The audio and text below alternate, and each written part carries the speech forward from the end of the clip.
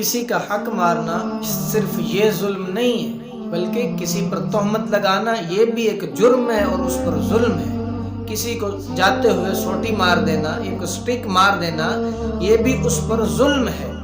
اور کسی پر بہتان لگانا یہ بھی اس پر ظلم ہے۔ کسی کو دھوکہ دینا یہ بھی ظلم ہے۔ کسی کا حق چھیننا یہ بھی ایک ظلم ہے۔ اور کسی کو بلا وجہ کوئی نقصان پہنچانا، کسی کو بلا وجہ کوئی ایذا پہنچانا یہ بھی ایک ظلم ہے۔ اور ظلم اور اللہ کی پکڑ سے ظالم بچ نہیں سکتا۔ حضور پاک صلی اللہ علیہ وسلم نے ارشاد فرمایا، اے معاذ تم یمن جا رہے ہو، وہاں جا کر کسی پر ظلم نہ کرنا، کیونکہ ظلم جو کرتا ہے کسی مظلوم پر، اور مظلوم اللہ تعالیٰ سے اپنا حق مانگتا ہے، اللہ کسی کا حق نہیں رکھتا، اور پھر ظالم اللہ کی پکڑ سے بچ نہیں سکتا۔ اس لیے ظلم سے بچنا۔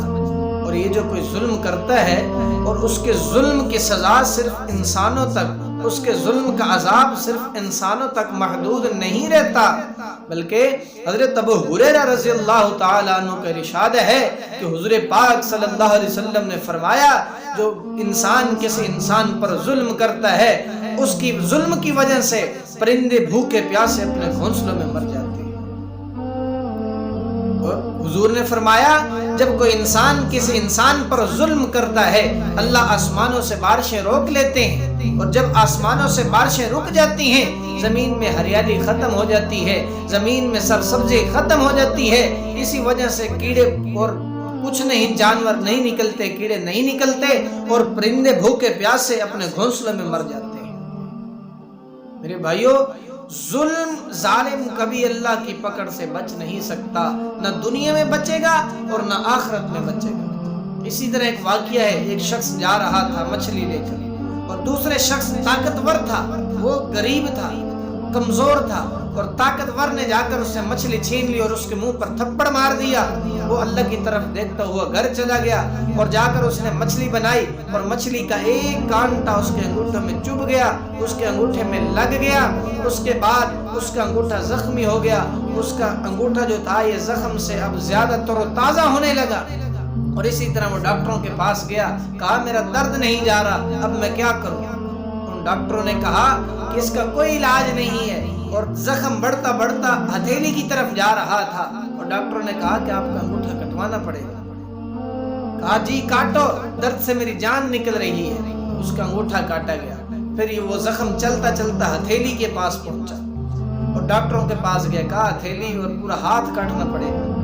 پورا ہاتھ کاٹا گیا۔ کسی اللہ والے کے پاس گیا، کہا میرا ہاتھ ایک انگوٹھے میں زخم ہوا تھا، اس کی وجہ سے پورا ہاتھ کٹ گیا۔ اس اللہ والے نے کہا کہ سوچ تو نے کسی پر ظلم تو نہیں کیا؟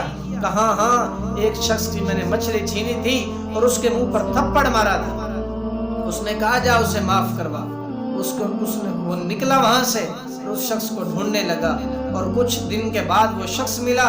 اس نے معذرت کی اور معافی مانگی، کہا مجھے معاف کر دو، تیری بد دعا کی وجہ سے کہیں تیرے منہ سے کوئی آن نکلی ہے، اللہ نے سن لی ہے، تیری بد دعا کی وجہ سے میرے اوپر عذاب آیا، میرا ہاتھ چلا گیا ہے۔ اس نے کہا جا میں نے تجھے معاف کیا۔